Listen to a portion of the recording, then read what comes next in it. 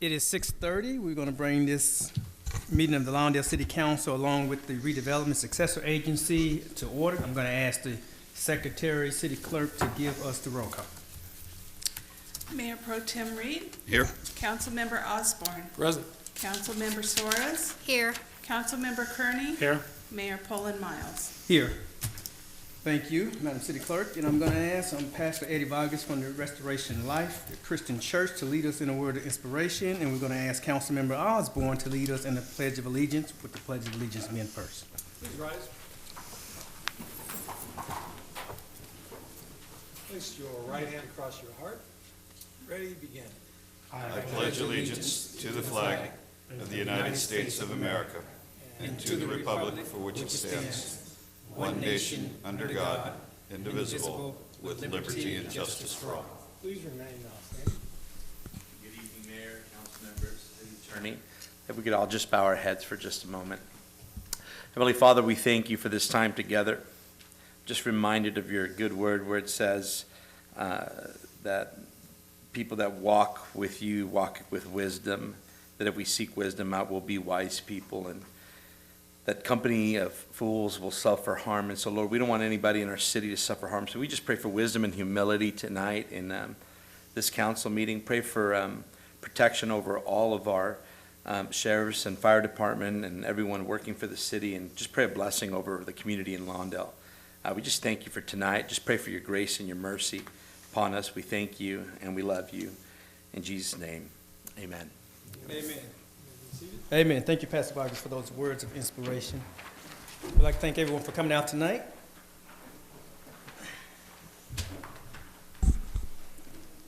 Okay, let's begin with our public safety report. Let's have our Captain Tardy to give the public safety report.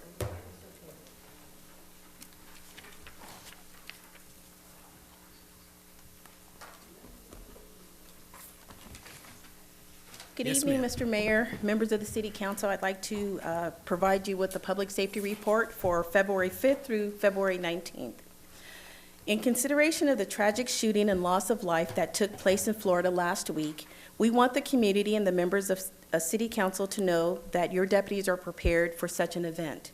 We plan for the worst through school emergency plans and extensive training, and we have a wide range of resources to assist us. Additionally, we take allegations of threats on students and/or staff and reports of suspicious behavior seriously. Every allegation is immediately and thoroughly investigated. If we find any violation of law, then we hold that individual accountable to the fullest extent of the law. If we believe mental illness may be a factor, then we also ensure that the person is evaluated at a psychiatric care facility. Keeping our schools and community safe is a shared responsibility. We rely on the community's observations and reporting of oddities in their neighborhood. The community members are our eyes and ears and our neighborhood experts. Community members are best suited to identify those individuals that exhibit warning signs. If you witness warning signs, call the Sheriff's Department, talk to the school officials, if appropriate, and talk to your community groups, such as neighborhood watch groups. According to Psychology Today, there are always warning signs of shooters. Some are subtle, but identifiable, if you know what you're looking for. Shooters lack remorse. They do unspeakable acts, such as torture animals without regret. They act violently, they lack ethics, and a healthy conscience. The big shooting isn't the first big act. They will start with smaller acts of violence, which can involve torturing animals or other violent acts, and has an effect on building their violent muscle. They have a history of social, emotional, and mental disturbances. They have an obsession with weapons. They may study the building of explosives, learn how to acquire guns, and may even have a cache of weapons. They have no meaningful friends. They tend to be loners. They typically have a high family dysfunction. Nearly every mass shooter has come from a somewhat dysfunctional family. I'm open to any questions if you have any for me. Thank you. Are there any questions of the captain's safety report? Just want to say thank you for the report, and I was channel surfing several days ago. I believe I saw our captain on one of the news programs doing a news piece on there. So it's That's correct. Yes. familiar face. Good to see there. Thank you. Thank you. No questions, thank you. Thank you for the report, Captain. I just want to add on the other note that one of the school board members had informed me, I guess it was a few weeks ago, actually before the tragic massacre in Florida, that they're planning a school safety symposium, and they're putting that together now. And I mean, that couldn't be any more timely. And this was probably at least about 2 or 3 weeks before that happened in Florida. So thank you for that report, Captain. So let's move on with our agenda. The next item on the agenda is going to be oral communications. Oral communications is when you have the opportunity to speak to this body, either being the Lawndale City Council or the Redevelopment Successor Agency, on items that are not on the calendar, not on the agenda. If you would like to speak to either body, we ask that you line up by the flag. When it's your turn, if you approach the podium, just start with your name. At about 2 minutes, the amber light will come on and give you the signal to start wrapping things up. Now, just so everyone can be clear, there's a couple of speakers that have signed up to speak on items number 7 and item 8. This will not be the time for those comments, but we will get to those comments as we get to 7 and 8 on administration. There we go. Oh, there we go. I cut myself off. So we'll get to those items under administration 7 and 8 a little later in the agenda. At this time, we'll have public comments on general comments. Let's have our first speaker. Mr. Librarian.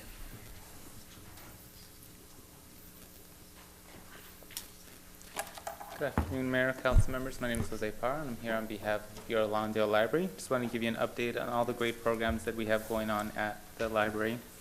We have a couple great programs going on tomorrow, actually. On the 21st tomorrow from 3:30 to 4:15, we'll be having an African drum circle with Mr. Chaz Ross in celebration of African American History Month. I've worked with Mr. Ross for well over 15 years, and he is a fabulous performer. He not only educates those who come, but he also entertains, and it's a very interactive program. So entire families are welcome to please come and take part in this great event. And following that event, at 5:30, we have a Road to Job Search Success. What job is right for you? It's a great way for people who are looking to start a second career, how to build your resume, and also for teens who are looking to find that first job, what are the keywords that job seekers are looking for. So that will be tomorrow at 5:30. So as you can see, tomorrow we're going to be very busy at the library. On March 1st, we'll be hosting our second the Classics Book Club for Adults. We'll be discussing J.D. Salinger's The Catcher in the Rye. So if you've never read the book, or if you just want to talk about that book, please come by on March 1st from 4 to 5 p.m. The library is also looking to really become an inclusive place in programming for everybody. And so in this vein, we will be offering an all abilities program, and it's a music program. And it's it's a great program by Mr. Kerry Finster. We do have his music at the library, so if you're interested in checking out his music before the program, you're welcome to do that. And those are all the programs I have to report this week. Thank you so much. Okay, thank you, Mr. Librarian. Let me take this moment really quick to take a little privilege here. I was meaning to mention this person. I wanted to step up and say a few words. She's going to be our new representative for Republic Services. I will give the next speaker an extra 30 seconds just because I'm going to take her out of order. Ms. Dawn Harris, if you can come and say a few words on behalf of Republic Services. Ms. London, I'll give you 30 seconds more. I know you love that, right? Make sure everything is equal. Yes, ma'am. Thank you. Good evening, Mr. Mayor, council, and staff. I just wanted to drop in this evening to introduce myself. My name is Dawn Harris. I work with Republic Services. Some of you are friendly, familiar faces, and thank you for that. Wanted to share with you that I am the new Sam. Worked with Sam for the last 6 or 8 years. There's a big hole where he used to be. We work together so closely. I called him my work husband. He's my Boris, and I'm his Natasha. And nobody misses him more than I do. Nevertheless, I am here at your service now, so I just wanted to be able to share my information. I have some cards with contact information, and to let you know that I am available to support all of the things that you used to work with Sam on. So here are your cards. Absolutely.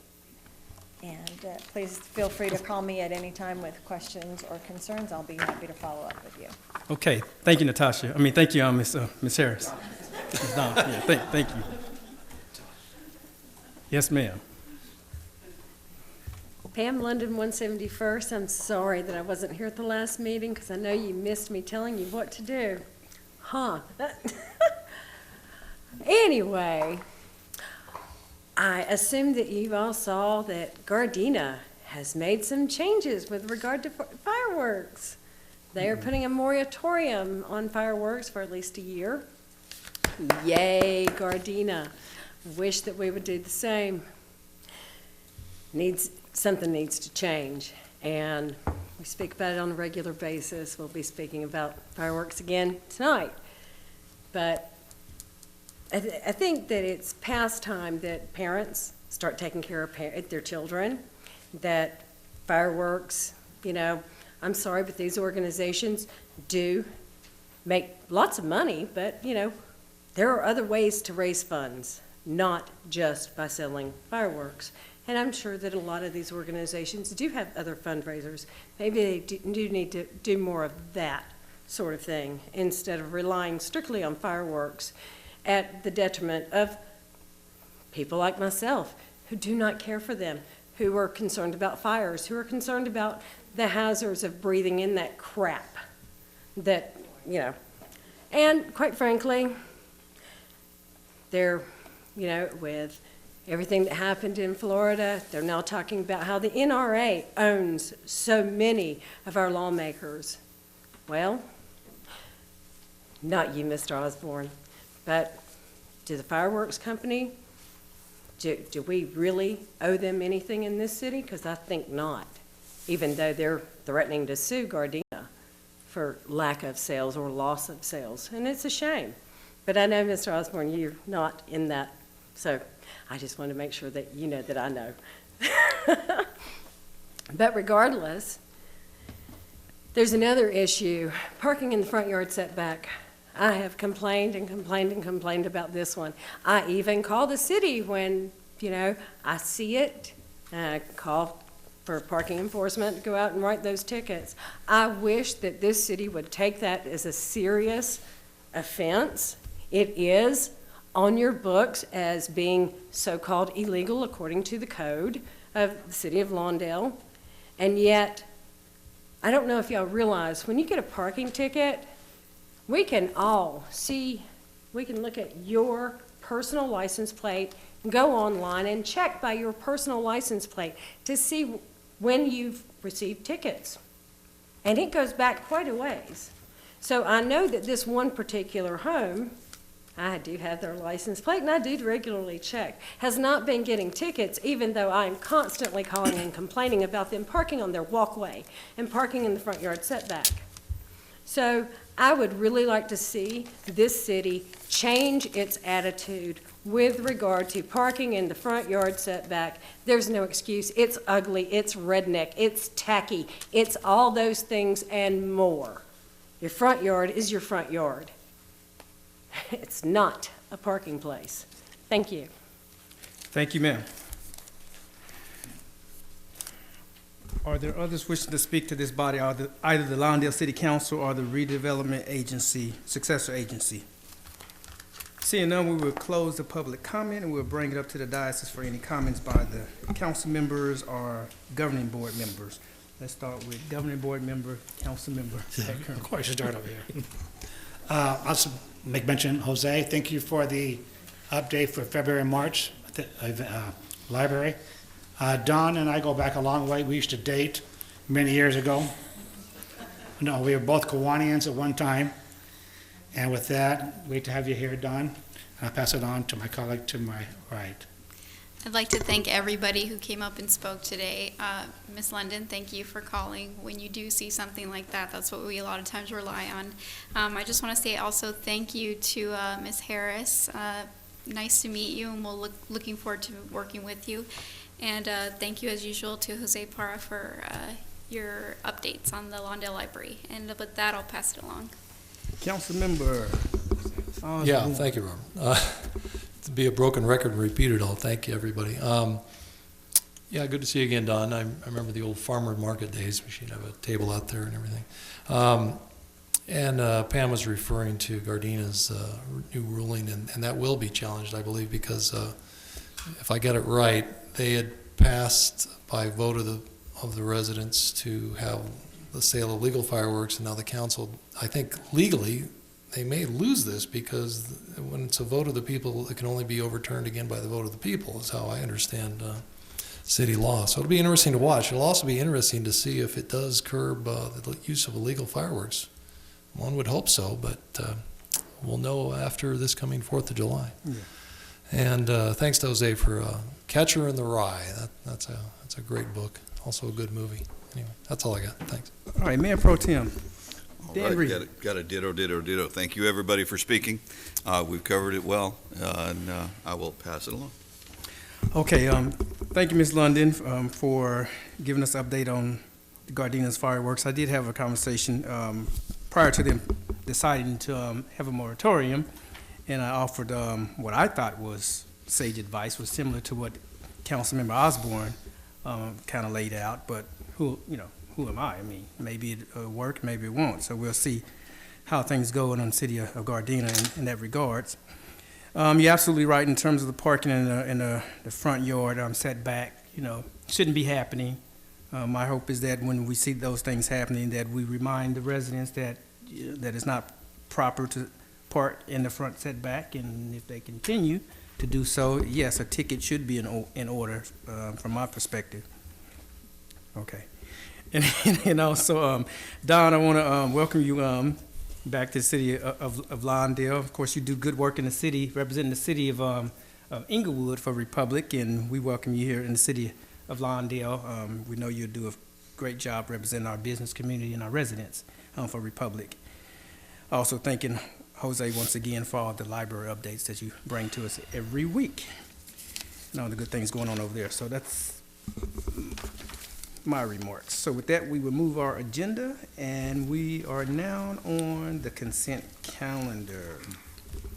So we're going to have one item. We're going to remove item number 2, if there's not any objection. Item number 2, Hawthorne Boulevard Marquee sign demolition project. We're going to move that from the calendar unless there's some objections. No, I don't object. Without any objections, what is the pleasure of the council concerning the balance of the calendar, the agenda, I'm sorry. I'll make a motion that we approve. I'll second.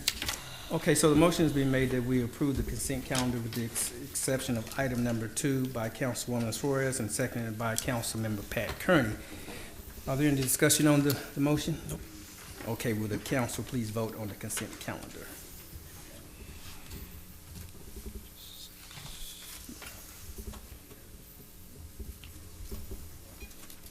Motion approved unanimously. Thank you, Madam City Clerk. The next item on the agenda is item number 7. Item number 7, this is approval of parkway policies. All right, are we good? So who's going to give this report for us today? Yes, good evening, Yes, Mr. sir. Mayor and members of the City Council. This item recommends that the City Council adopt the attached parkway policy via resolution number 1802-005. First, by way of definitions, the parkway is defined as that landscape area between the sidewalk and the back of curb. And also per the city's municipal code, the adjacent property owner is responsible for the maintenance and upkeep of that parkway area, and that's found in chapters 8 and 12. Okay.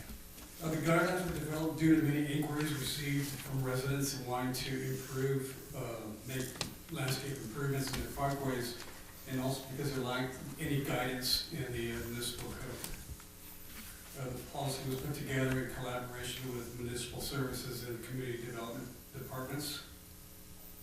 The guidelines adhere to a very simple and consistent set of available choices in materials and landscape design options for the purpose of establishing 3 things. Number 1, to achieve greater and consistent neighborhood appeal. 2, for ease of enforceability. and 3, for the manageability of the public right-of-way. A copy of these guidelines were taken to the Planning Commission for the review and comments. Most of the comments received suggested having 100% hardscape as an available option. However, staff recommends against having that 100% hardscape because the parkway also serves to capture runoff that develops from the adjacent private property. A brief summary of the available options in the proposed policy. They follow one of two standards, a walkable or a non-walkable parkway. Both are aimed to encourage low maintenance and drought-resistant landscape practices. The walkable parkway is 100% live landscape covered with either natural turf or low-growing perennials. Permits not required. Recommendations that include drought-resistant, low-maintenance species. Again, a public works permit is not required. The second option is a non-walkable option and designs for a little bit more design latitude. It will require plan submittal, and a permit will most likely a permit. It requires 75% live landscape coverage and a pathway to cross the parkway. And the permit's required because it will require that review time of the plan and also inspection for the placement of that hardscape. And that concludes my report, unless there's questions for staff. Okay, are there any questions of staff? Not Okay. at this time. A couple, I just wanted to thank Frank for the report. This is very similar to, speaking of Gardena, when I was at Gardena, we developed an almost identical plan there a number of years ago. And I like this report because it reflects predominantly an eye towards keeping it safe, where you don't have any large rocks and boulders people could open their car doors or trip over and that sort of thing. And it's geared towards drought tolerant vegetation. So, no, I think it's a good report and a good plan that we may adopt. Okay, before we deliberate, I do have one or two speakers. I know Ms. London was one of them. She wanted to speak twice on it, I believe. No, just one time. Twice? No. She did speak up. She did speak out too. Oh, got two cards. Yes, ma'am. Pam London, 171st. Broken record. Legally, I put in my parkway with former Public Works Director having set very strict guidelines for me to follow. My parkway, because of said strict guidelines, cost over $3,000 because I had to have a licensed and insured contractor do the job. And I had almost $300 worth of permit cost, which is fine. I was able to do my parkway. Others would like to do their parkways, but now with this ordinance, I guess they're not going to be able to. My thing is, you talk about drought-tolerant plants. Who knows drought-tolerant plants in this city? I don't think anyone really and truly knows those plants and what they will eventually turn into as they grow. Furthermore, who is going to go through this city and have all of these illegal parkways reversed? And as far as continuity in this city, I mean, Jesus, weeds to your knees, dirt, crap, dog poo everywhere, but there's no continuity to be followed, and this is not going to help change that either, because until people are made to, number one, take care of their yards, much less the parkway, nothing's going to happen. Nothing's going to change.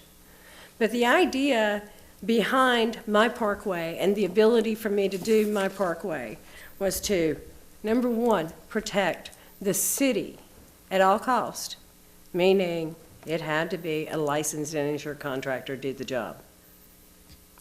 And the cost was immense. But I was tired of the dog crap. I was tired of people stepping in dog crap and then wiping their foot all over the dead lame sidewalk around my property. And you know exactly what I mean, because I'm sure you've seen it in the city. It's disgusting. People do not maintain those parkways. They haven't. They're not going to. So for somebody to put in some form of hardscape would be nice. But for those who have their weeds to the knees, they have plant life, they have potted plants, they have gravel, they have rocks, they have this, they have that. Who is going to go and, without complaint from a resident, who is going to go and enforce the city's code that you are about to sign into action? Because that is city property, no matter what. It belongs to the city. It is owned by the city. It is not owned by the property owner or the rental that's there. So it's city property. So who is going to take it upon themselves to now correct all of these illegal parkways throughout this city? Because I'm furious. And if you had to pay the kind of money I had to pay to do your parkway, you would be right there with me, angry, done, with the excuse too of, well, unless we get a complaint, there's nothing we can do. Well, yeah, there is, because it's city property. It's not private property, city property. And that's a big one right there. City-owned property, not private property. So who's going to fix that? Who's going to make all these people reverse all this garbage that's in these parkways throughout this city without it being complaint-driven? Because that's what we hear about everything in this city is complaint-driven. Code enforcement is busy. Well, you know what? We've all turned things into code enforcement, and 6 months later, a year later, 2 years later, nothing changes. And there's no wonder there's so many code cases open, because nobody ever gets them closed. It's amazing. I know that you're not code enforcement, and I know you don't have control of code enforcement, but something needs to change in code enforcement too. Whether it means more officers, especially now with this whole parkway thing, to protect the city's property. So please protect the city's property before you sign this into code. Ms. London, make sure I understand this. Which one are you favoring? Is it the 100% landscaping? Number 7. Or is it the 75% landscaping coverage? I kind of got lost in that one. I think people should be able to do their parkways in an appropriate manner with a licensed and insured contractor, not these $60 permits where people have been allowed to do their own work on city property, because I sure as hell wasn't allowed to do so. Okay. And my material had to be inspected and approved by the city as well. So all throughout this city, I believe that Frank has put in there no mulch.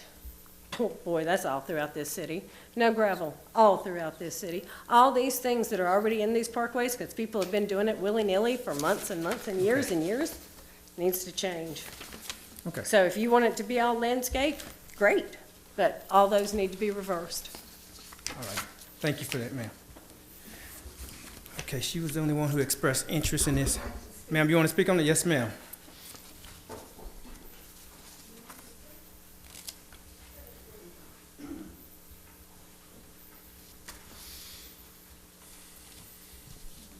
My name is Carolyn Gould, and my house is at 4434 West 154th Street.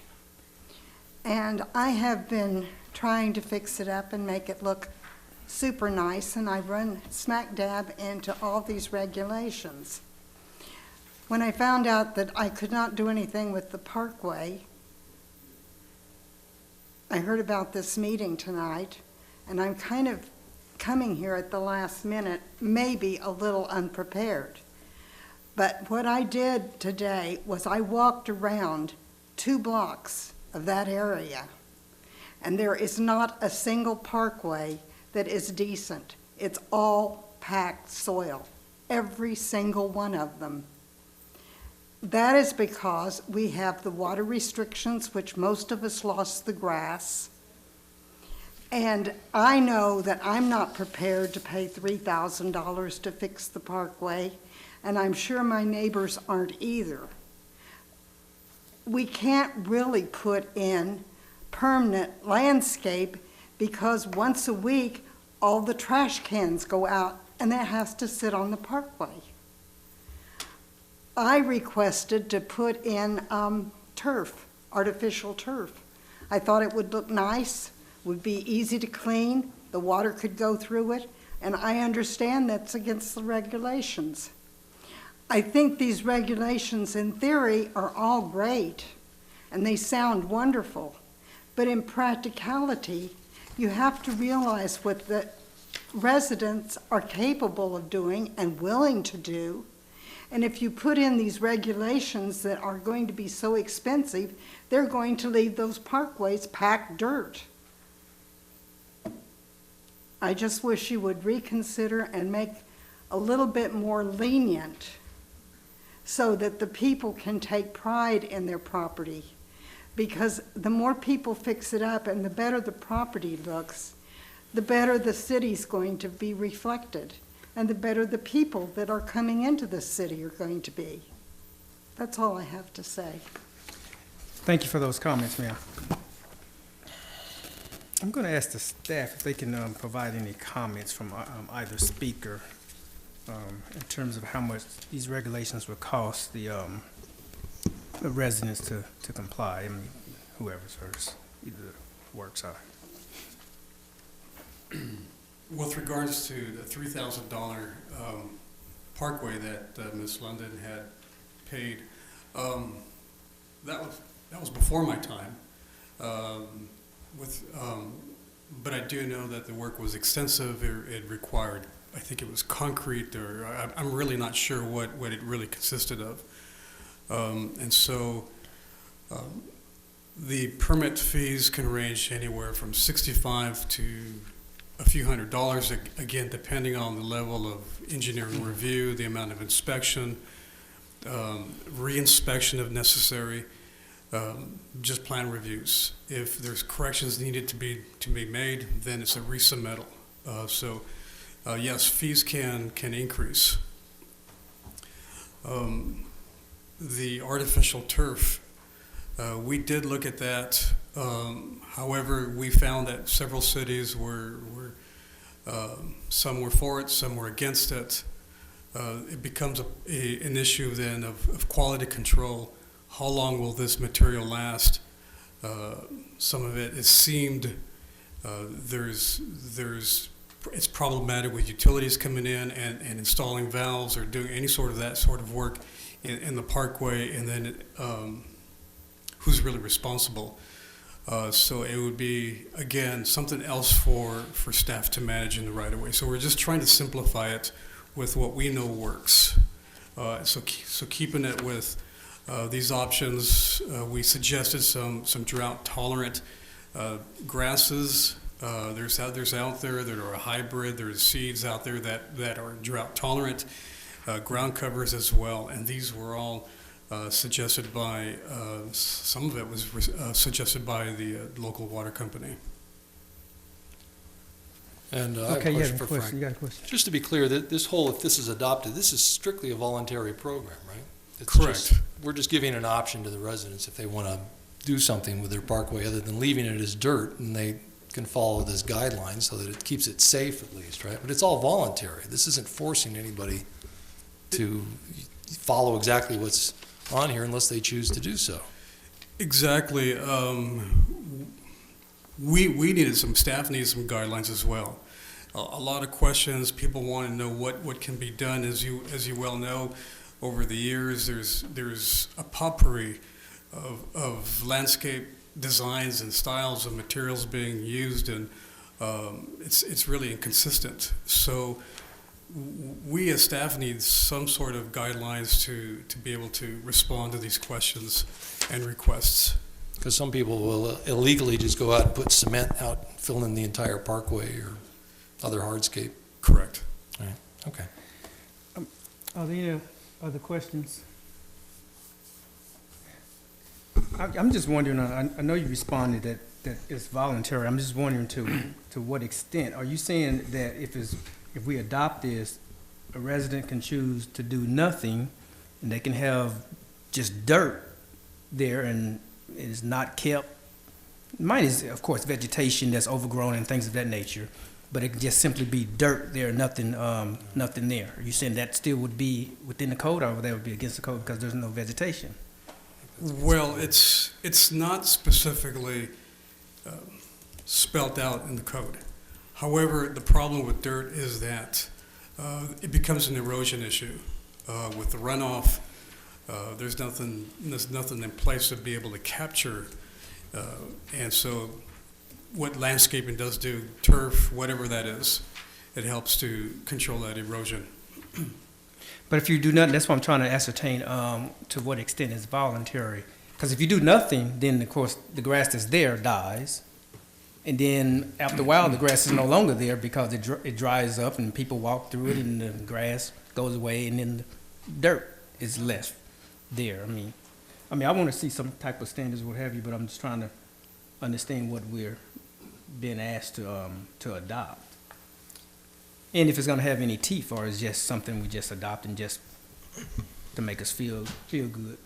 Well, I think Mr. this Mayor. is, if I'm not mistaken, this is if somebody takes it upon themselves to try and improve the front of their property and they want to do it, then it's a guideline to do it. So they don't go out there and put a bunch of boulders, or they don't put a bunch of trees or other things that could be a safety concern. So it's addressing that. Yeah. But it's also giving a sort of an option to people if they want some, instead of just turf, they could put in some low ground cover that'll stay 6 inches or lower, and maybe it'll bloom, maybe it won't. Am I correct, Frank? Yeah, I can understand. Did I read I this understand anywhere? that. I'm just, Yeah, it's just sort of a guideline. But again, it's strictly optional. So I don't have a problem with it. I think it just kind of gives a direction. yeah. I do Are have there a any question. other I do. questions? Yes, ma'am. Yes, sir. If you want the residents to take care of our city parkways, I think this permitted, Ms. London paid an outrageous amount to do her parkway that the city owns.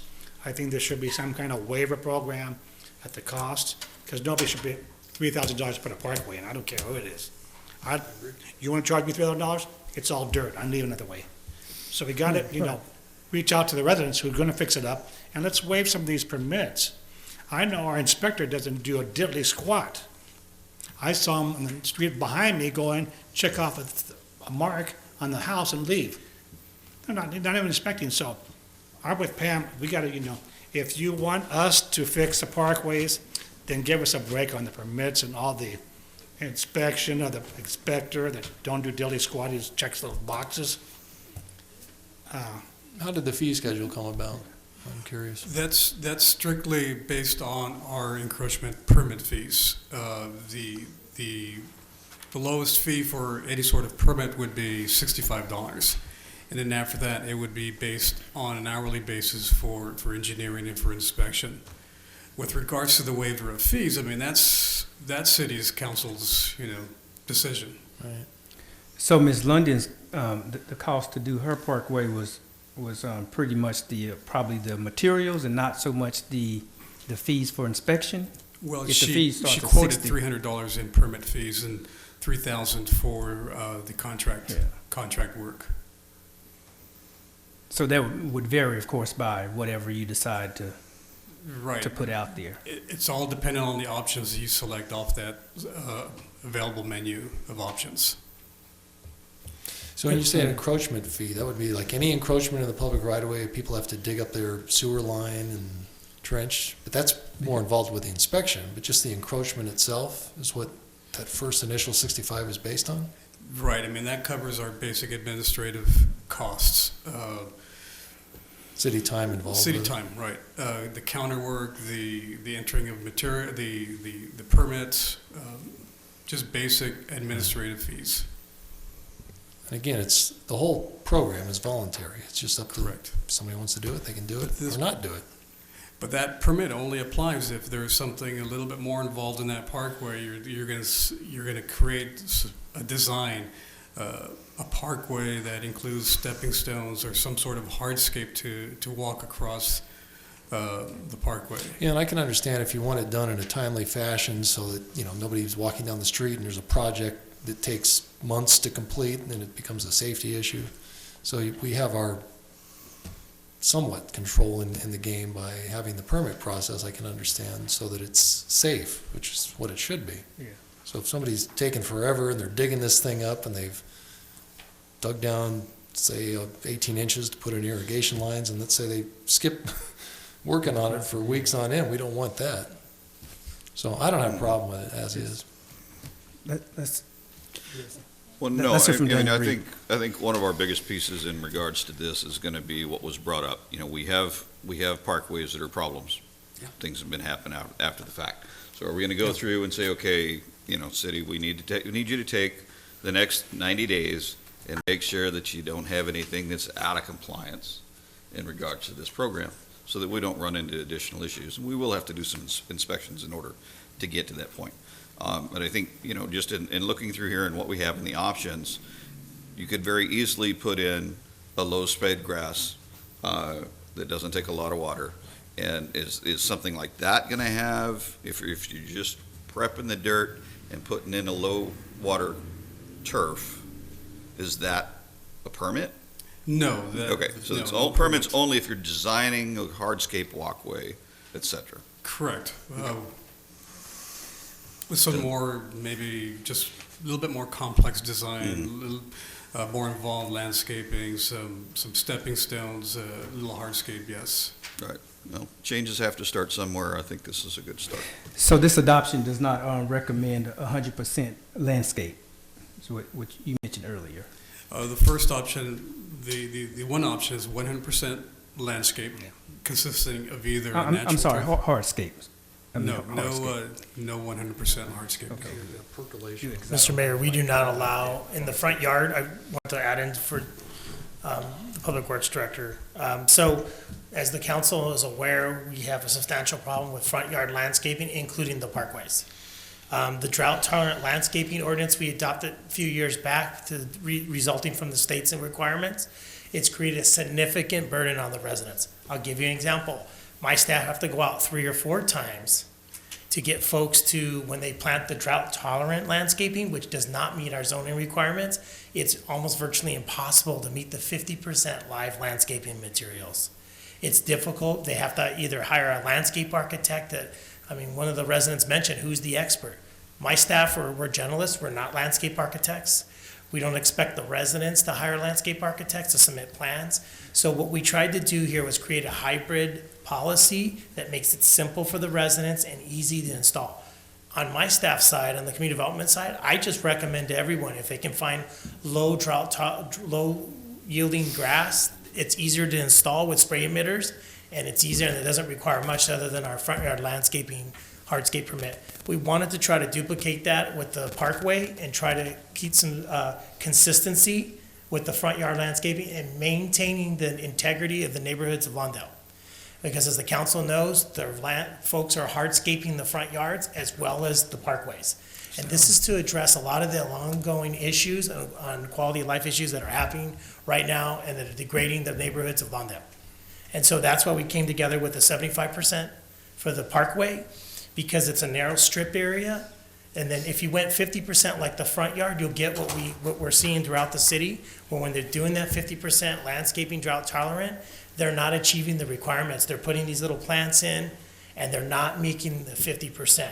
So what we tried to do is just make it simpler on the residents, not hire a professional expert, the landscape architect or a contractor, Right. and try to do the minimalist amount to meet our zoning requirements, but also enhance the community. So that's what we tried to achieve. Yeah, thank you for the explanation. I'm okay with it. I'm gonna make a as well. motion. So- just Okay, to- is there any? I have one more Councilman question. Suarez, Do we forgive me. provide like a list or examples of what won't cost for a permit? Say someone wants to enhance the parkway, and do we have a list or examples of what other residents have done that won't cost as much money? Say they do want to, but they don't want to go through the whole process. Well, the guidelines include some examples of available landscape materials. So those are been pre-screened, we've looked at them, we know that they work, and so it takes the guessing game out of, like the community development director said, it just takes the guessing game out of being able what to choose. So it seems it's a problem between how extensive you want to get with it.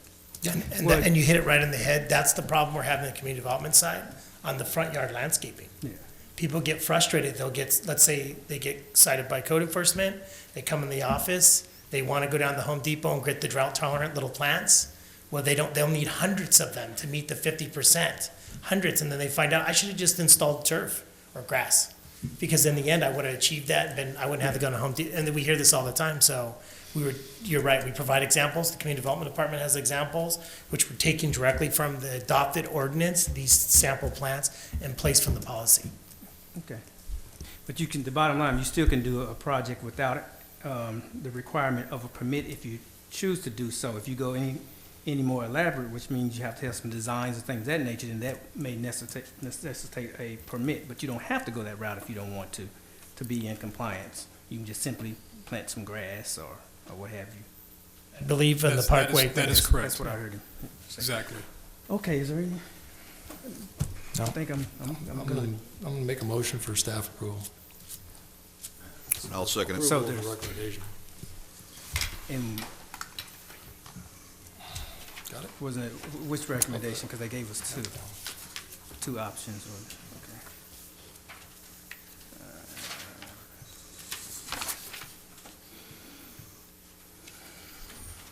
The recommendation's to adopt the resolution to approve this policy. Yeah, That's what I see. It's one option. that's what I think the options he's talking about are here's- options option within the policy. Are in the Within the policy. No, I'm good with it as is. Okay, so the motion's been made that we accept the staff recommendation that we adopt the resolution, number CC 1820 by Councilmember Osborne. And do we have a second? Yes. Yeah, and the second by Mr. Pro Tem Daniel Reed. Is there any discussion on the motion? No. Okay, would the council please vote?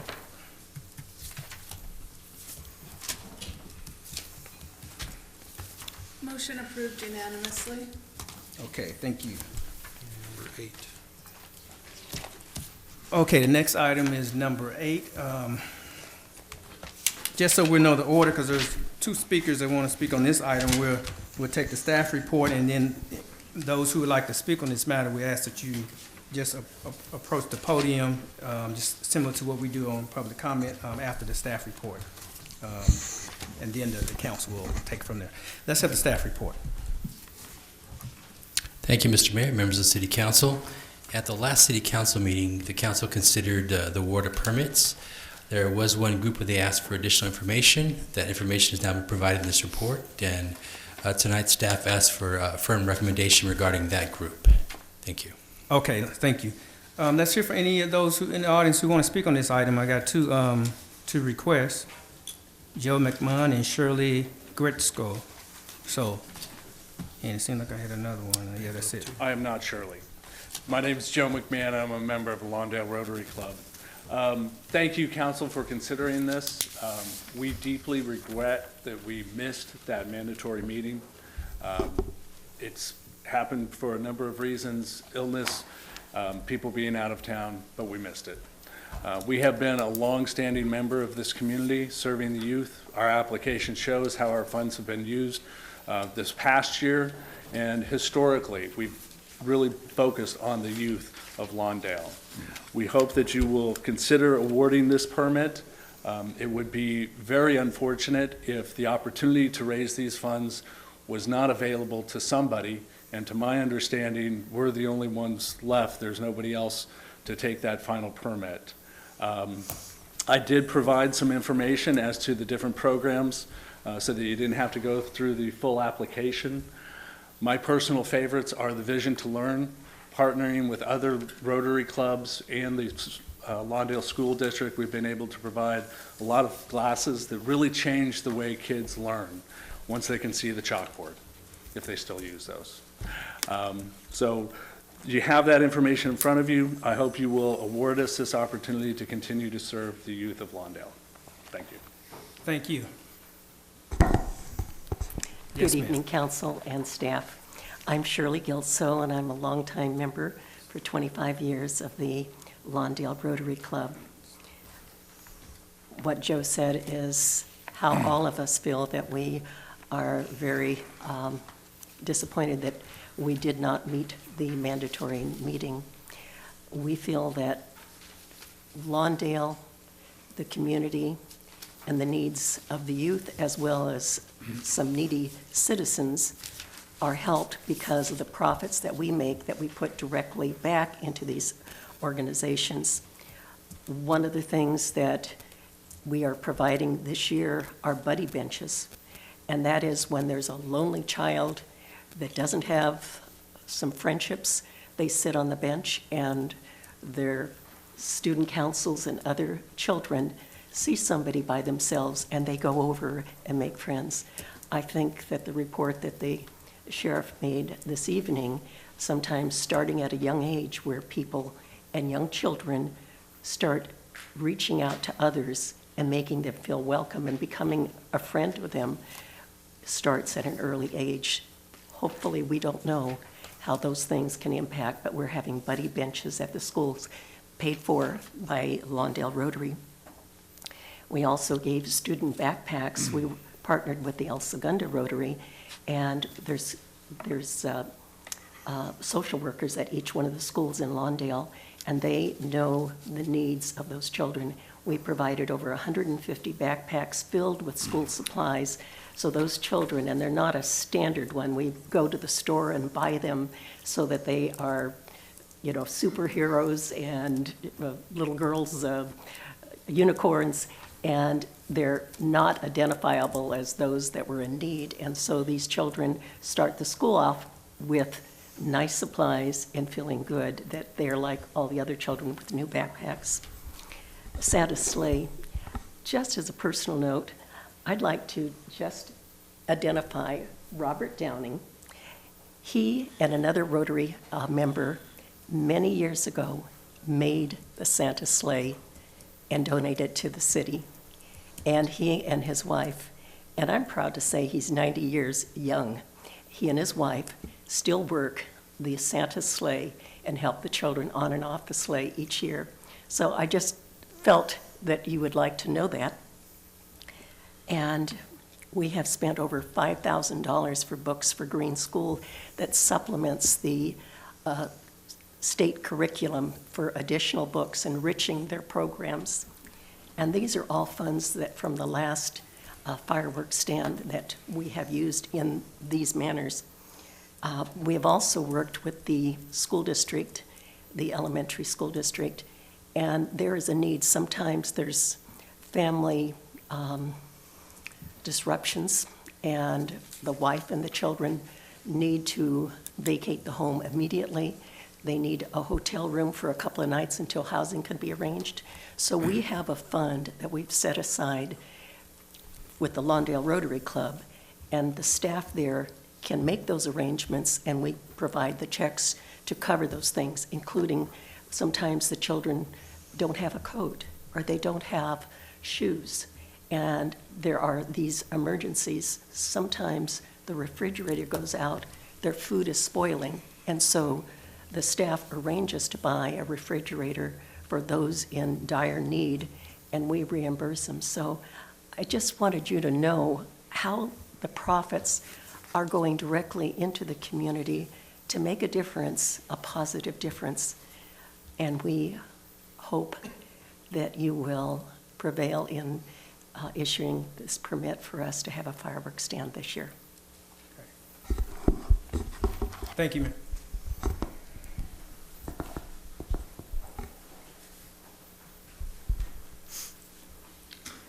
Pam London, 171st. I believe it was 2 years ago when I started canvassing these lovely fireworks stands.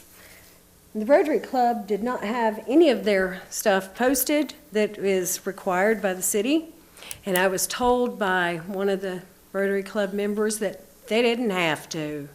And I came to the next city council meeting and reported it to you and asked that, there be some sanctions against them the following year.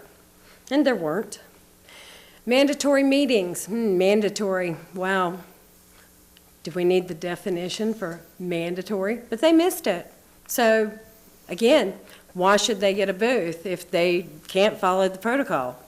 And I know people get sick and I know people go out of town, but I also know that There are a lot of people in that Rotary Club that could have gone to that meeting. They weren't all sick and they weren't all out of town. The city has not had a fireworks booth for 2 years, I think. So why don't you give it to the city? Put them over there. Because, I mean, if we want to talk about the city benefiting somehow, then don't you think Parks and Rec would be our first that we would want to see benefit from a fireworks booth? Parks and Rec. Oh, Lawndale Parks and Rec. So I don't see why this is even up for discussion. It was a mandatory meeting, it was missed. But furthermore, if you're going to have restrictions and you're going to have mandatory meetings, you're going to have all these things, then if they're bypassed, well, then they're bypassed and therefore shouldn't be granted a stay. Because, if I have to do what I have to do according to the city, then all these other organizations should have to too. And if I have to suffer their fireworks, then they should at least have to suffer the city's codes and the city's regulations and ordinances to get said fireworks booth, to be able to sell that crap. Thank you. Thank you. Yes, sir. Good evening, Randall Abram. The city policy states a no-show for the orientation is an automatic disqualification. Automatic. The policy does not state that this can then be appealed to the city council. I think automatic kind of answers the question as to how to resolve that issue for not showing for the orientation. If there's a member of this body that is a member of the Rotary Club or affiliated with any other organization that is approved for a permit, for transparency purposes, that should be disclosed. If you voted against it and you are banning another booth, that also would benefit another group's sales. So I think for transparency purposes, if they're members of this body, they're a member of the Rotary Club or associated with any other fireworks booth, I think that should be disclosed. Thank you. Thank you. Okay, so that was a staff report and some comments from the public regarding this item 8. Okay, what is there any discussion on item 8?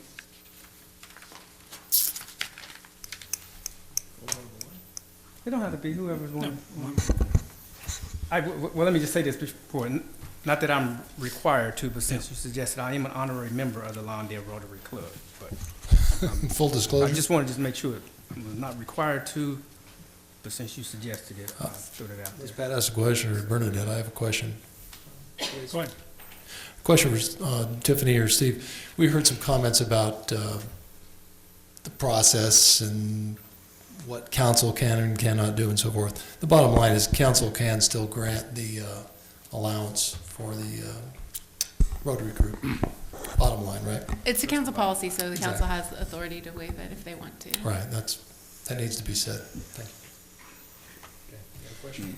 No, just a comment. I think it would have been an issue had there been another applicant that was competing for this spot, but as I see that there's an availability, although I do want to stress that we do have these requirements.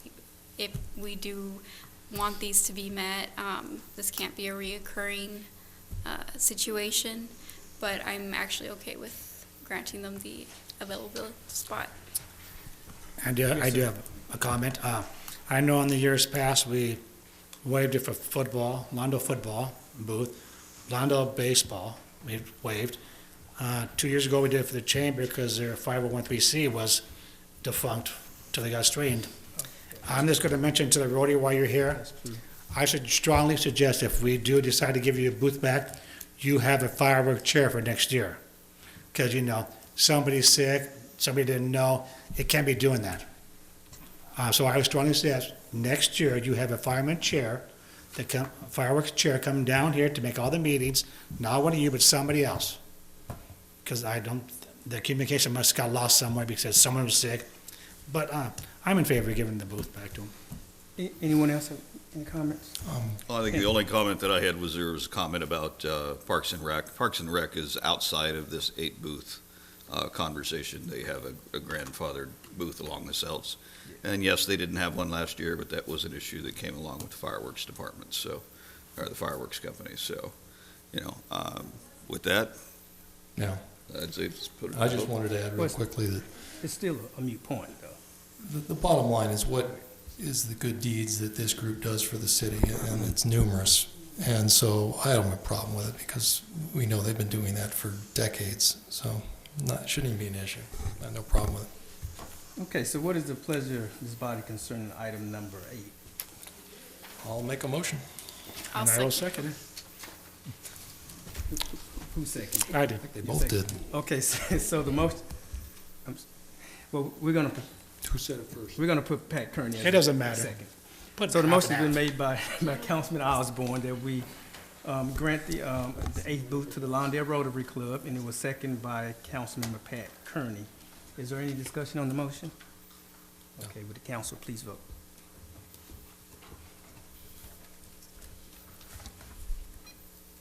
Motion approved unanimously. Thank you, Madam City Clerk.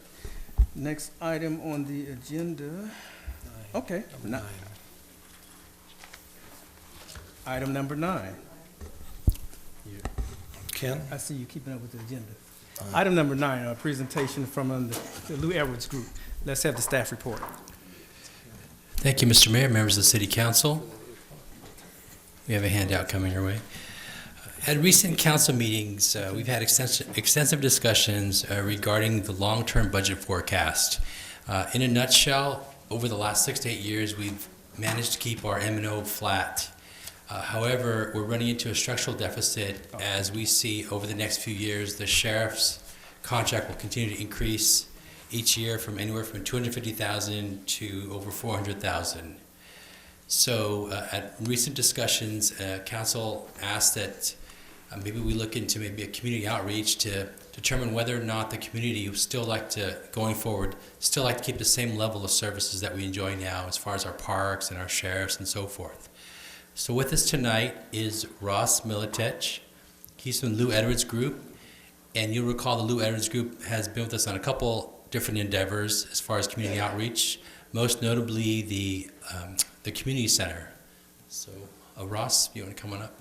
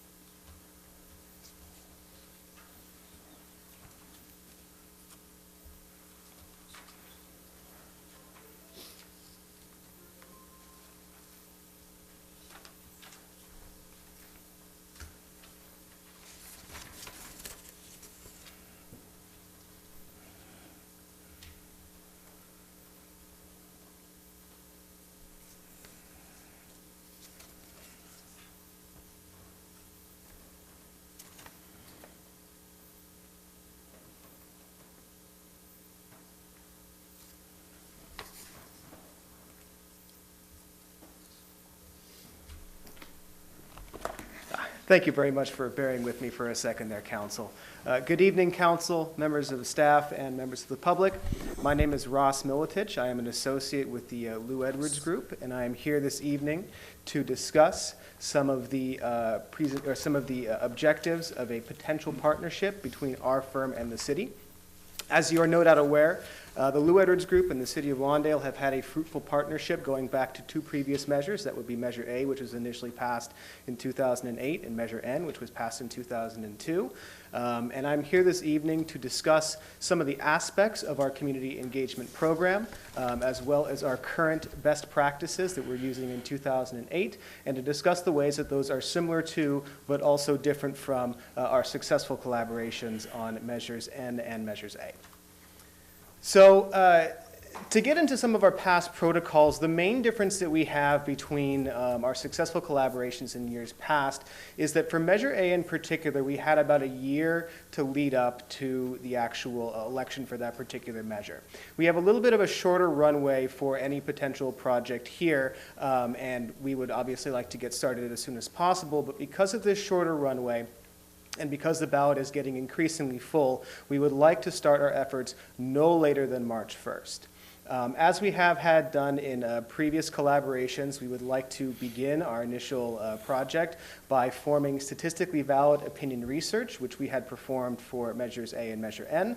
We would be updating the city surveys that we have performed previously, and would urge the city to continue the long-term collaboration with Fairbank, Maslin, Mullen, Metz & Associates, the polling firm otherwise known as FM3, which was utilized for Measures A and Measure N. And as we had in our previous successful campaign, we would first and foremost like to continue the council's long-standing tradition of comity and cooperation in presenting a unified council, which is so crucial in today's especially polarized environment, particularly when presenting major issues before the residents in your community.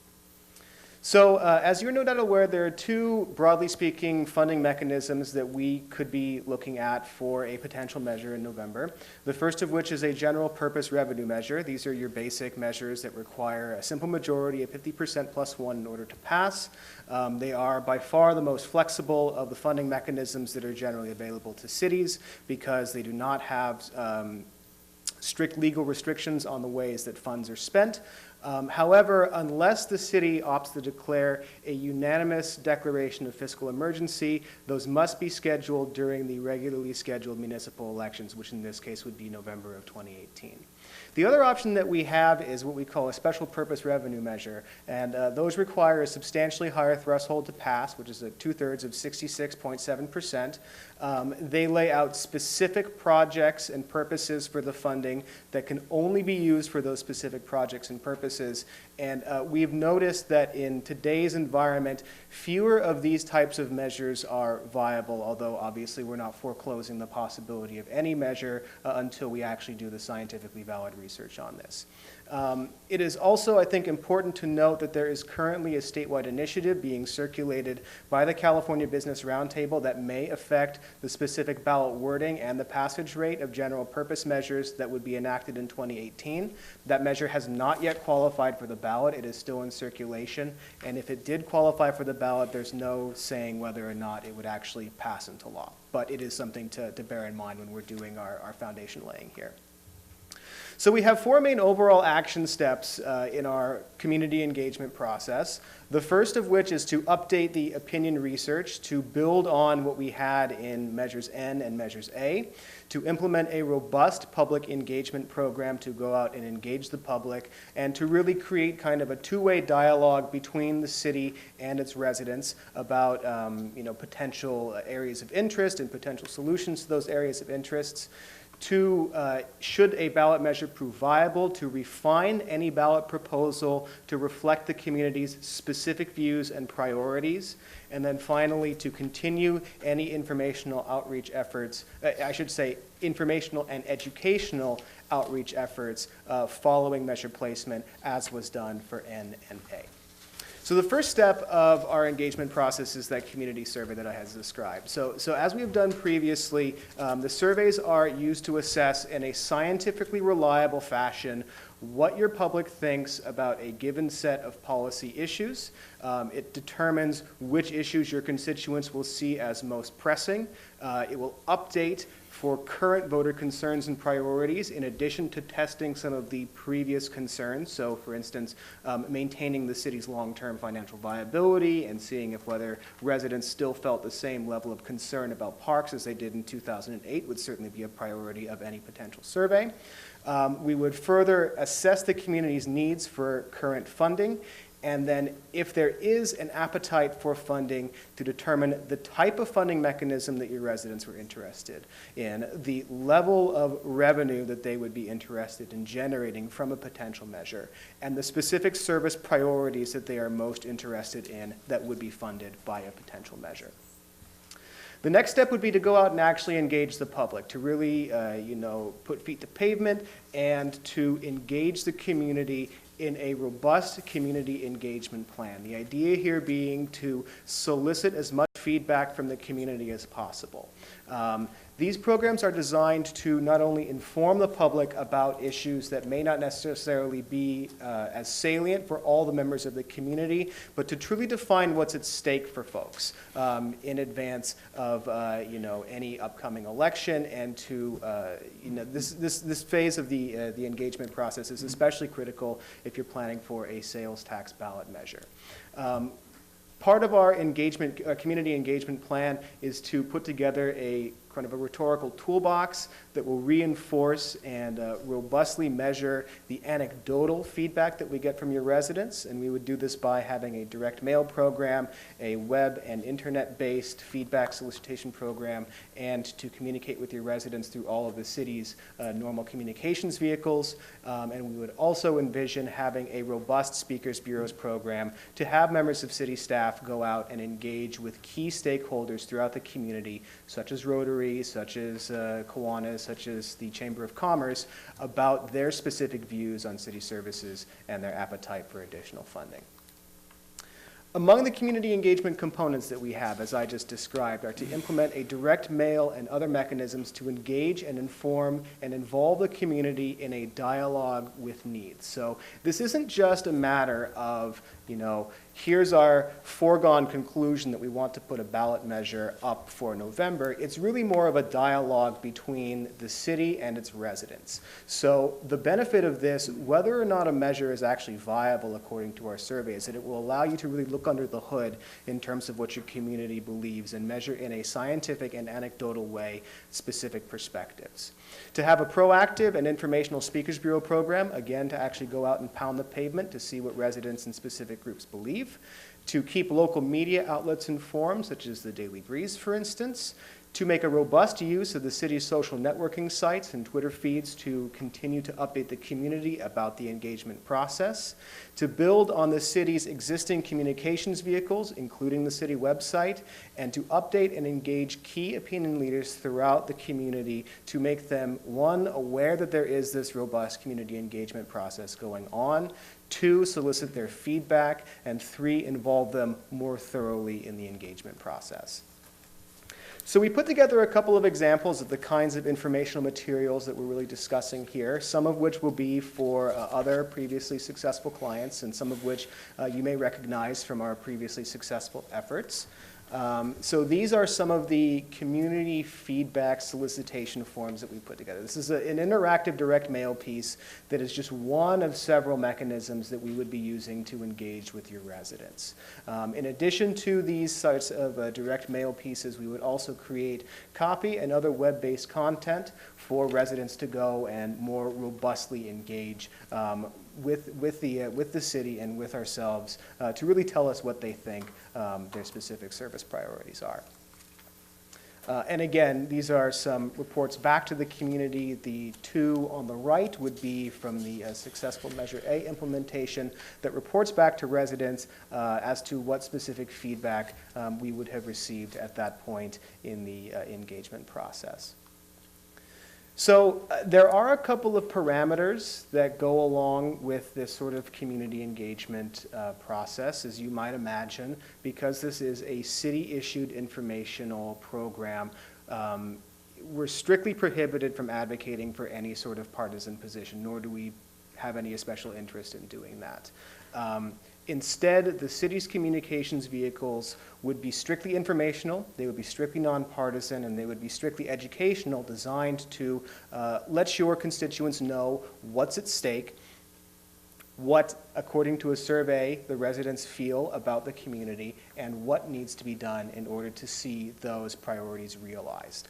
And we do this by evaluating the context of our remarks with a style, tenor, and timing kind of mindset.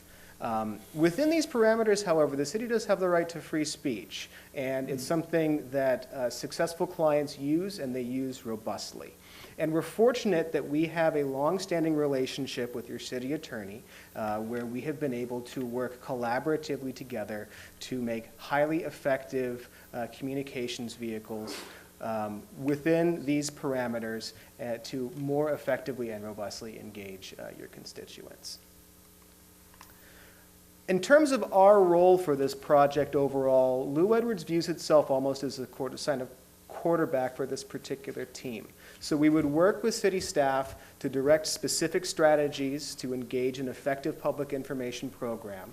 We would assist in drafting ballot measures and preparations should they prove viable and when the time is appropriate.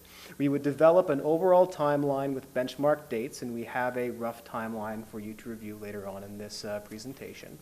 We would develop informational activities, including recommending key messages and conceiving content for all of the informational materials. And then finally, should the time be appropriate and should the setting be right, we would collaborate with the city attorney and the rest of city staff to develop specific ballot measures should the council ultimately elect to place a measure on the ballot. So here's a rough sort of thumbnail timeline for our activities with this shorter time frame that I spoke of earlier. Basically, from March to April, we would have a foundation laying period where we would be going out, we would be conducting, with the assistance of the city staff, this robust survey instrument that will be able to guide us in our efforts. We would be developing a public engagement strategy, and we would be putting together that communications toolkit that I spoke of earlier.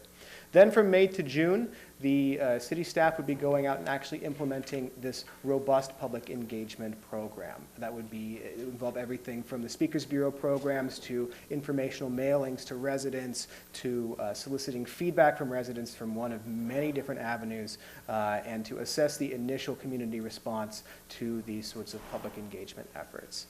Then from July to August, should the council elect to place a measure on the ballot, we would be working hand in glove with city staff and the city attorney to finalize some of the voter handbook materials. Obviously, the measure would be placed on the ballot, an impartial analysis would be submitted, ballot arguments for or against a measure would be solicited from the community, and we would issue opinion leader updates to key members of the community, informing them that there is this ballot measure that's going to be going around for the November election, as well as updating the city's website to provide informational and educational content about this measure that would affect the community as a whole.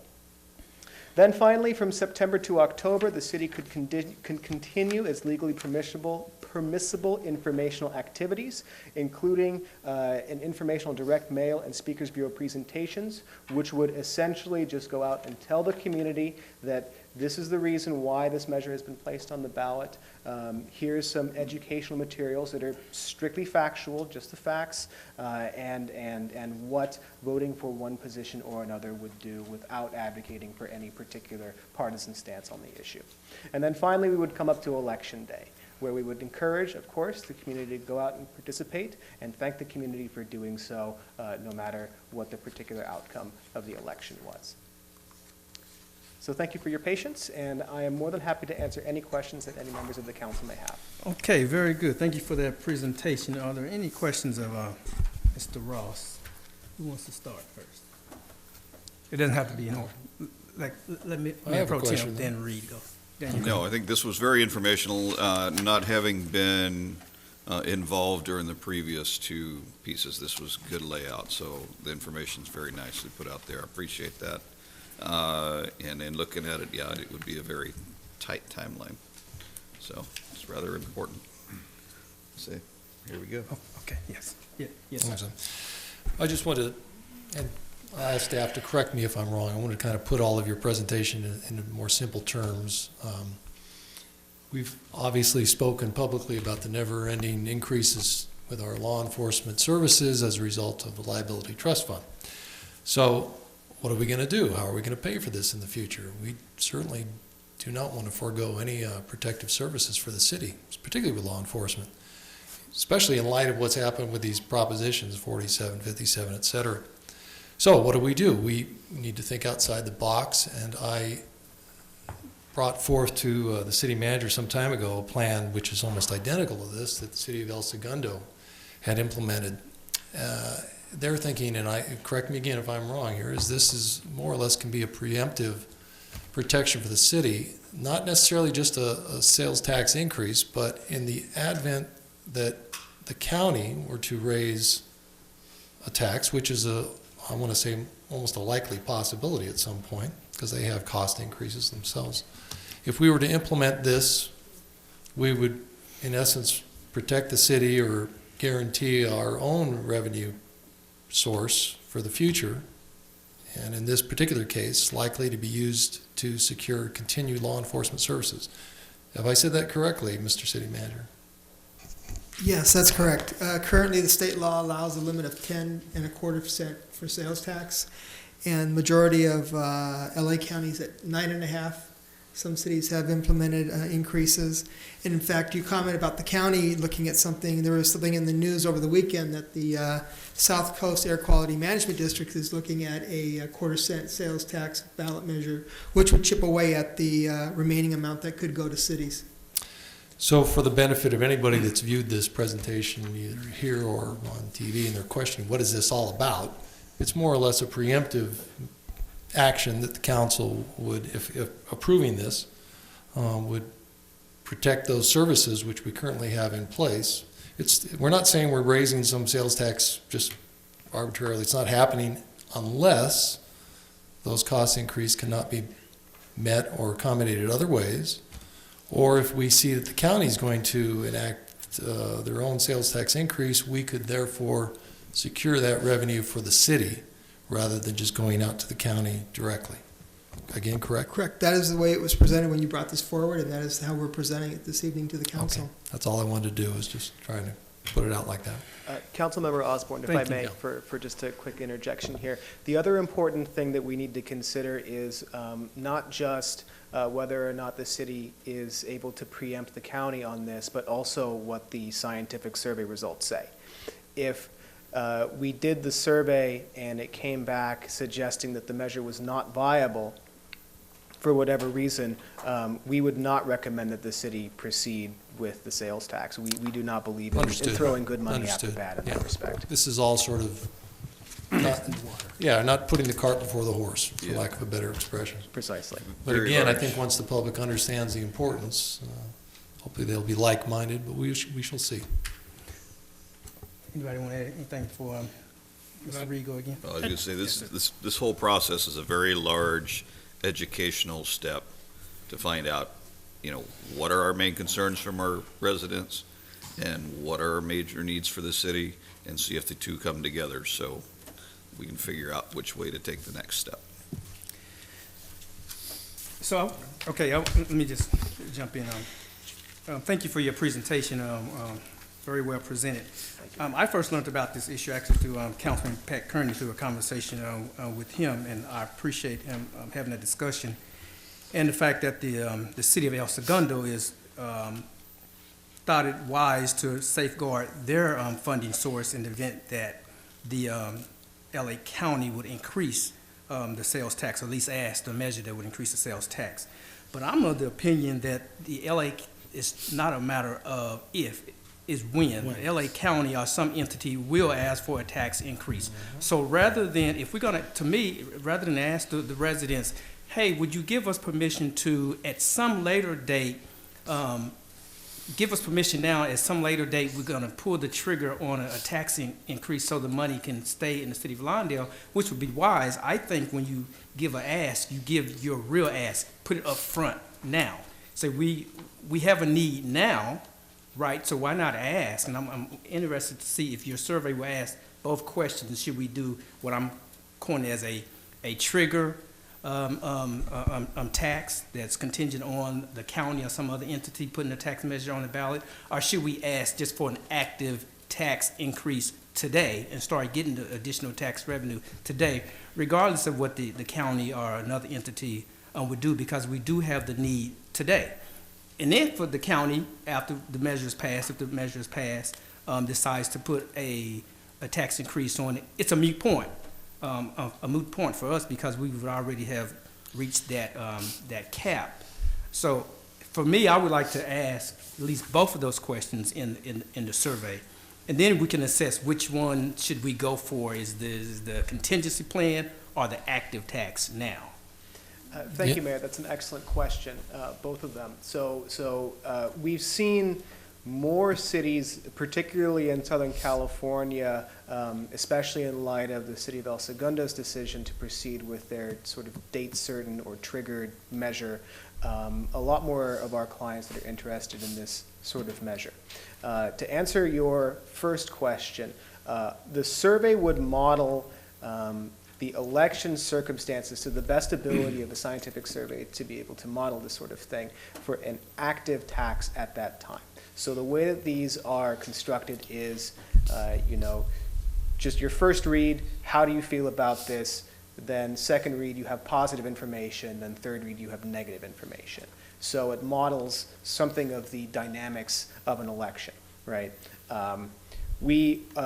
Given the council's interest in the triggered measure, we can certainly look at adding that into our survey. And we would be doing this with staff discretion as well. So everybody would be part of this collaboration. And since you've mentioned that, that's something that we can certainly test. That is, if the entire council agrees. I want to say I'm the last person that want to see another tax increase. It's just been crazy the last few years, but I'm okay with asking the question. Well, I'm with you. I'm the last that want to see, being fiscally conservative, I'm the last person that want to see a tax increase. But I know, there's no way the county or some other entity is not going to ask for a tax increase. Whether it's 6 months or a year from now, at least we would have that 6 months. Well, actually, we would not just have the 6 months or a year. We would have a safeguard not waiting for that. And that's why I don't mind asking. That's all right. Anyone else have anything they want to add? Councilman Flores. I just wanted to ask, I know we discussed it at our last meeting, also including, if possible, on the TOT tax. So I didn't know if we were, Is that a separate conversation, the TOT tax? Or? I'm sorry, it could be both. I think I'd maybe want to ask a consultant if we'd want to blend the two or not. So to answer your question, Councilmember Suarez, the TOT was something that has been discussed, and this is all very preliminary, obviously, but that was something that was discussed, and we do have an ability to test different mechanisms in the same survey.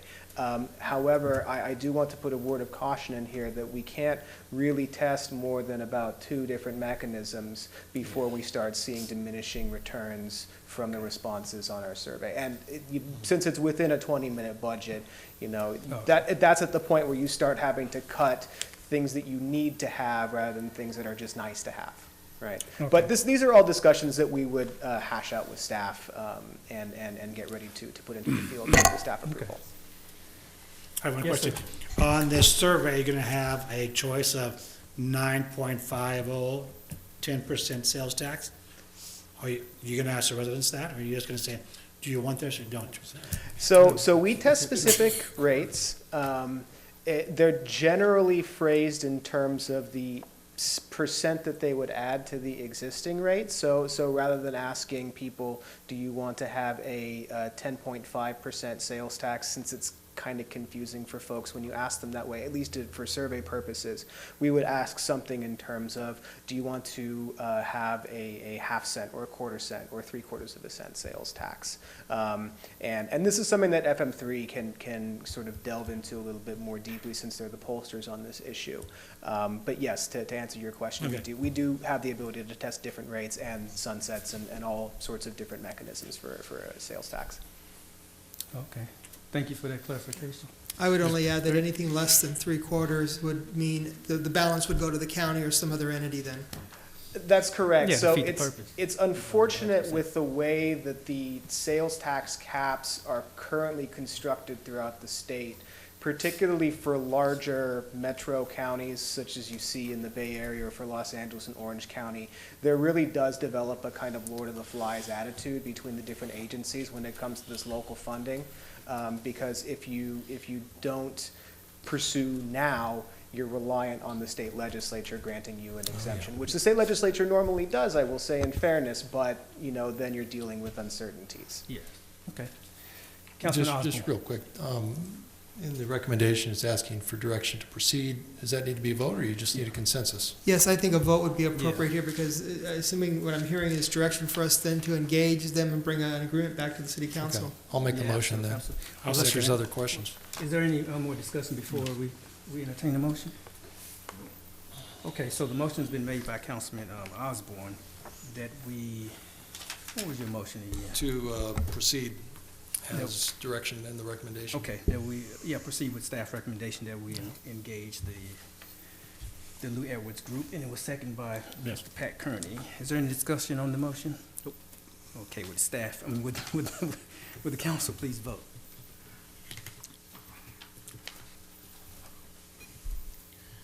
Motion approved unanimously. Thank you very Thank you, much, sir. council.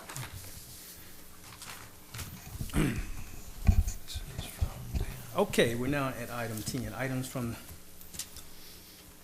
council members and governing board members. Request for waivers, fee waivers. You want to do this item? Yeah, I can do this one briefly.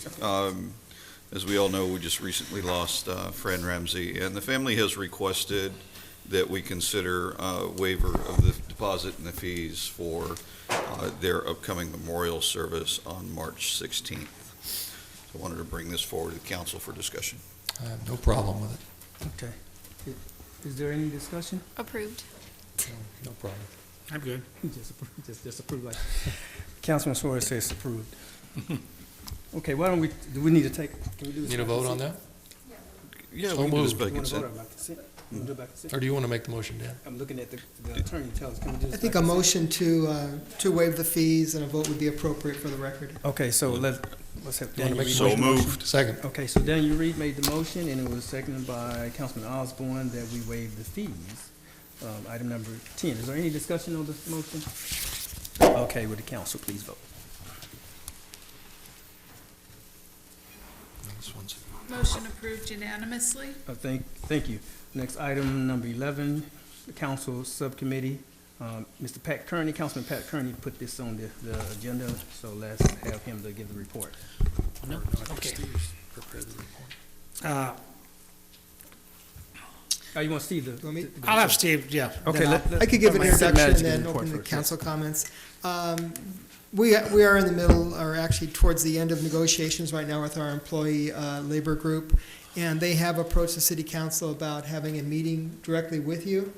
There's only certain ways that can occur. Meeting in closed session is not permitted under the Brown Act. However, they could meet with you one-on-one, but that would require really extensive disclosure based on your meetings in a public forum. The other option would be to form a subcommittee of 2 members of the city council, if you wish. And as 2 members, you could meet with the association, a small group of the association members, in an informational setting and bring the items back to the city council. The subcommittee doesn't have the authority to make decisions on behalf of the council, but you certainly could meet with them and bring information back. Thank you for that. Do you have anything you want to add, Councilman Kearney? I do. The item that was brought forward, the subcommittee, it says 2 city council members, but we don't need a city manager, HR director, and attorney there. I'm requesting if we do have this the city attorney be there. City attorney Yeah. or manager? I mean, city manager, excuse me. Yeah, it was meant either Yeah. or. It was not meant of all 3, but I understand But the it's the confusion way it there. says But it. that would be appropriate, Yeah. Councilmember Kearney. Okay, very good. Not outnumbered. Okay, I wouldn't mind being on that subcommittee. This is probably a last for all of a couple of weeks maybe. I'm not sure. It couldn't be that long. It might just be one meeting. It could might be a be one. couple, yeah. And I just said on the Who's same interested thing. in being on this? You and Pat? Obviously, Yeah. you're probably interested to put on the agenda. Okay, so Pat is interested in being on it, so without objection, No objection. we'll add Pat Kearney and Robert Putmouse. Do you need a vote on that, or do you need? Okay. So let's have a motion as to whether or not we should form such a committee. I'll make the motion to have it So the form a motion's been made. subcommittee with 2 city council, a mayor and city council member, and the city attorney. No, city manager. Right. Okay. I'll second At it. you all the time. Okay, so that actually was a motion to not only to form the committee, but you put the members on the committee. You can do it The all. motion All at was- one time. All at one time. Can we do it all at one time? Okay, all at one time. We'll accept that motion, Councilman. So it's been made by Councilman Pat Kearney and second Let me. by Councilman Osborne. Would the council please vote on the motion?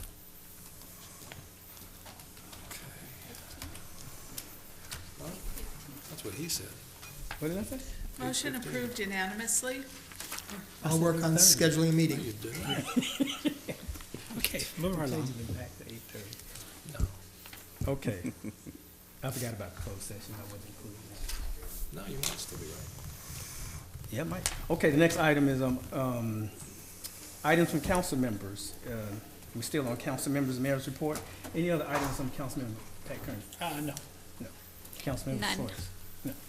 I was sick as a dog for a couple of weeks, so I have nothing to report. I didn't go anywhere. So your eyes all better? Oh, yeah. I Pink eye. had cold all He had the pink time. eye. No, Thank you. Mr. Mayor Pro Tem. No, I had one meeting I wanted to go to, but I ended up having to take it remote, so nothing to report. Okay, remote meeting, okay, and I don't believe I have anything to report either.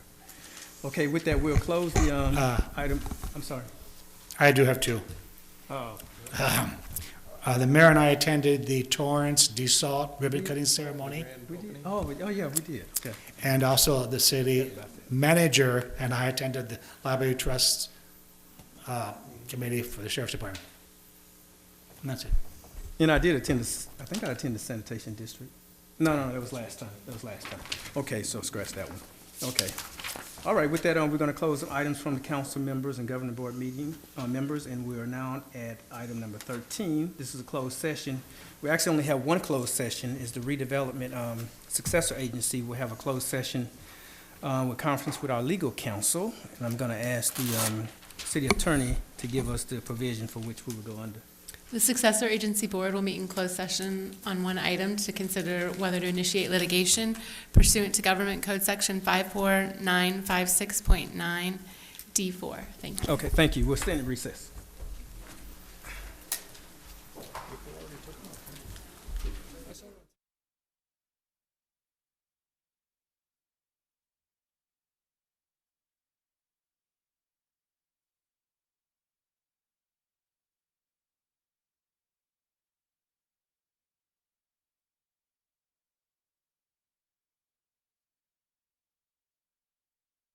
The board met in closed session and voted unanimously to initiate litigation if necessary to remove Mr. Rosales from the Blue Bonnet Mobile Home Park if she does not leave within the time required by her 90-day notice to quit. Thank you. Thank you. Okay, with that, we have exhausted our calendar here. The next regular scheduled meeting of the Lawndale City Council will be held at 6:30 p.m. on Monday, March the 5th, in the Lawndale City Council chambers. Okay, until then, we are adjourned. It is 8:17. 2 minutes behind. And that was